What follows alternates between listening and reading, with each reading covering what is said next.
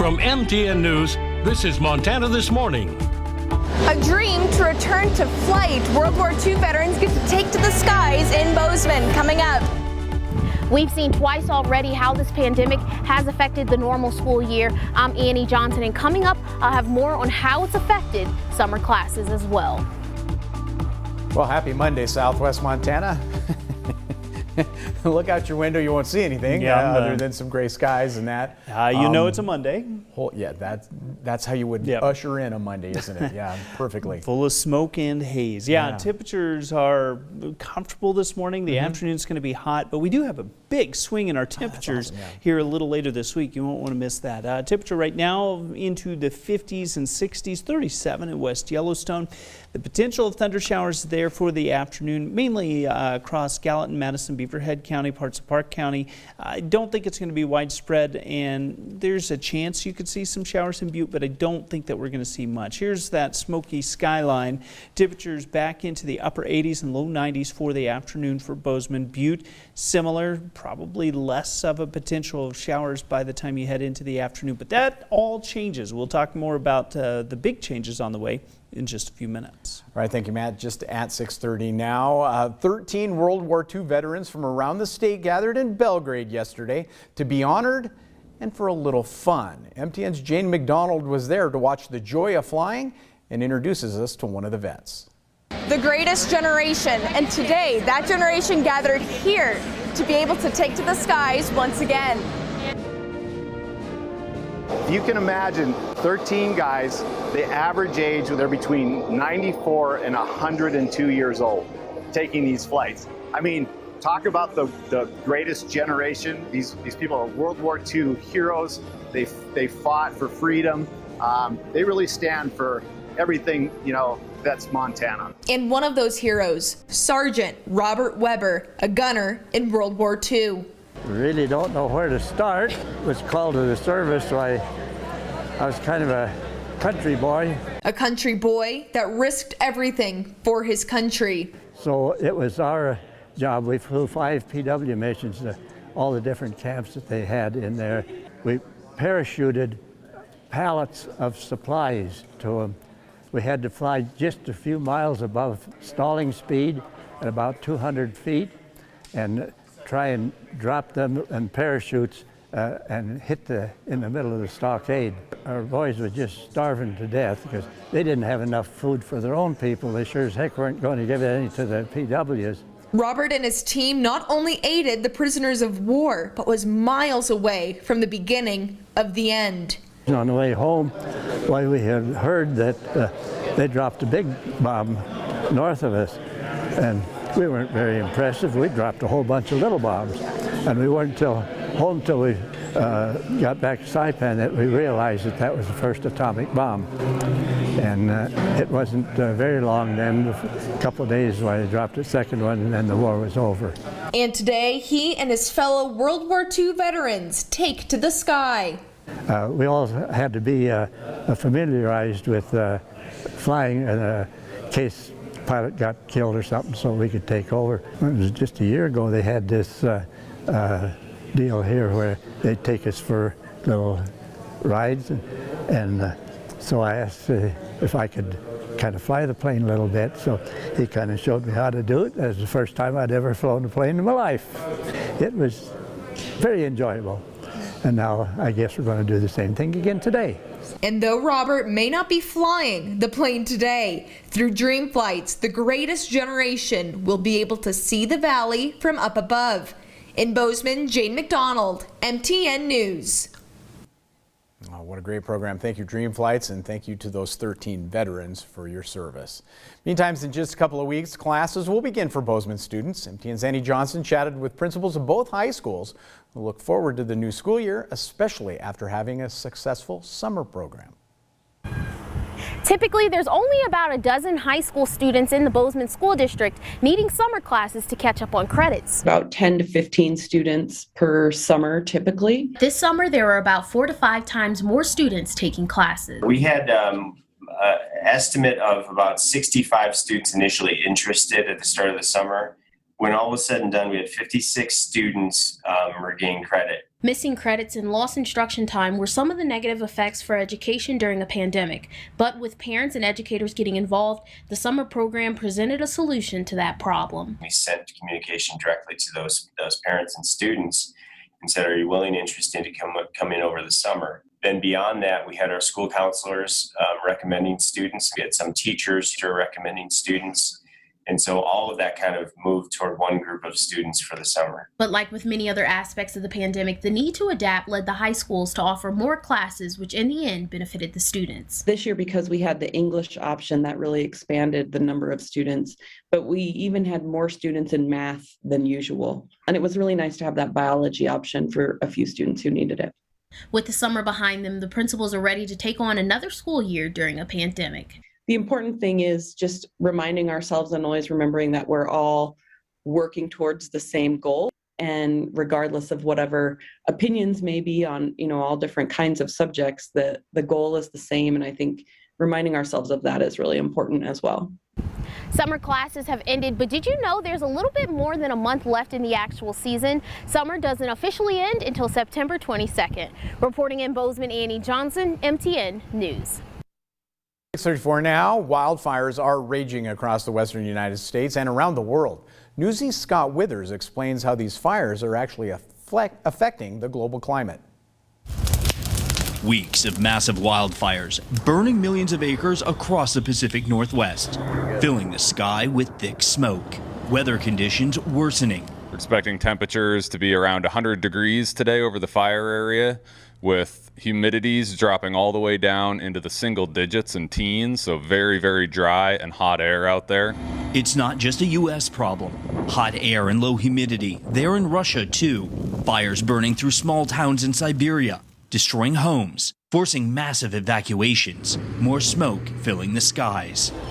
Homeowners in Greece staying to fight, protecting their houses. Temperatures reaching 113 degrees, the worst heat wave in 3 decades. Wildfires exploding, the smoke blocking out the sun. Firefighting helicopters battling blazes from the air in Turkey.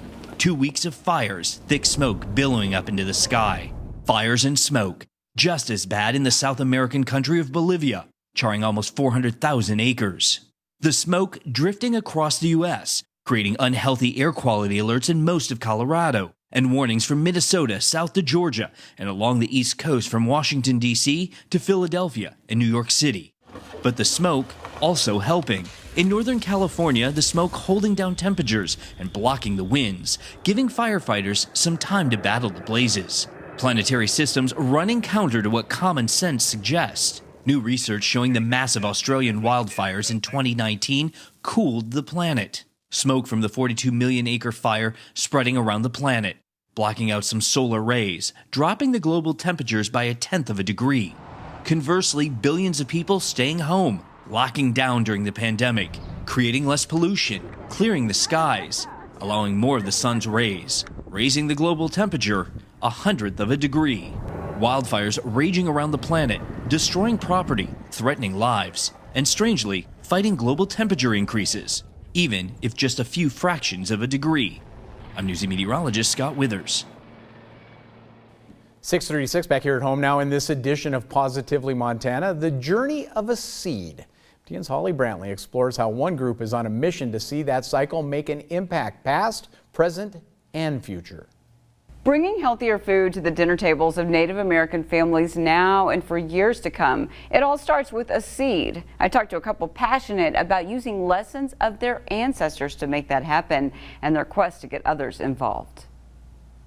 This one is Mandan squash. Justin and Bailey Stewart, a husband and wife team from the Crow Reservation. Gotta sometimes smell the dirt and take it in.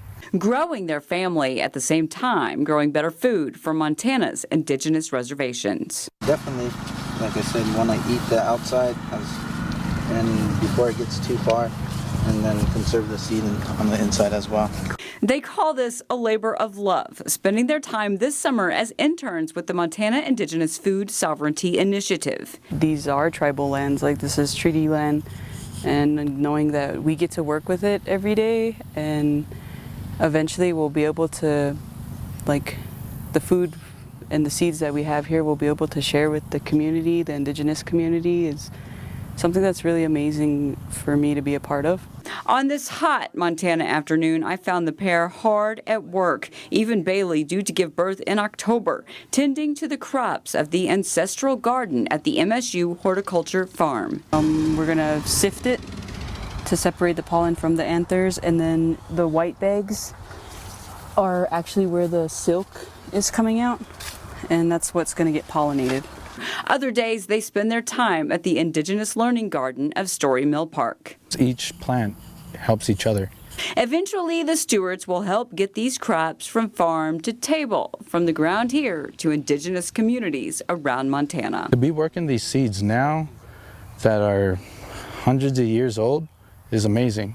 And to preserve these colors, to preserve the way it looks compared to the modern day corn or seed is amazing to me, because it's not just here for me, it's here for all the generations to come as well. Use one that is pollinated.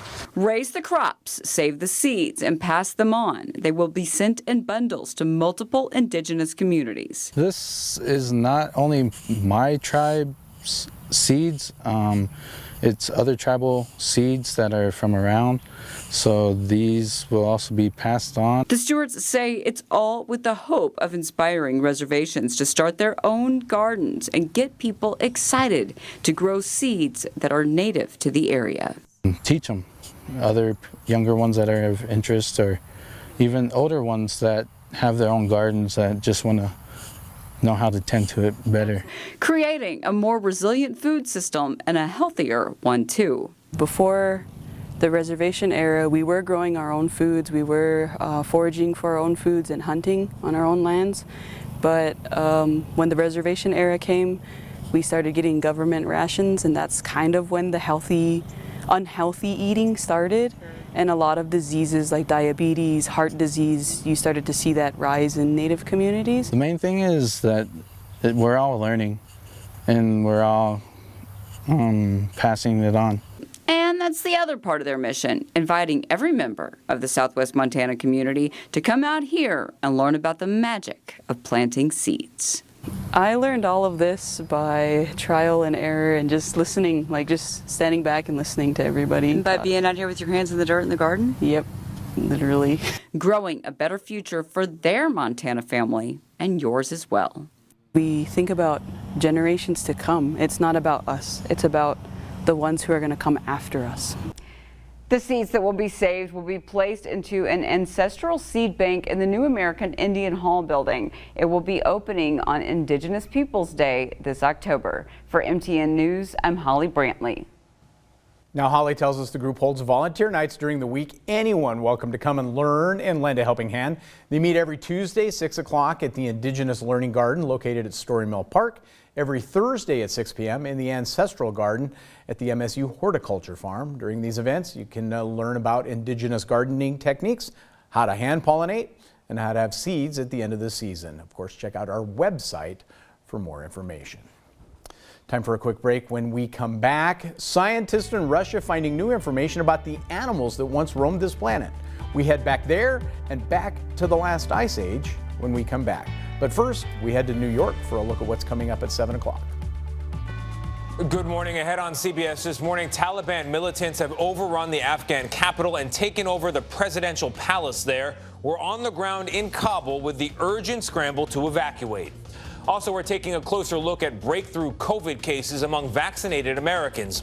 You'll hear one mother's tragic story. She lost her vaccinated daughter to the disease.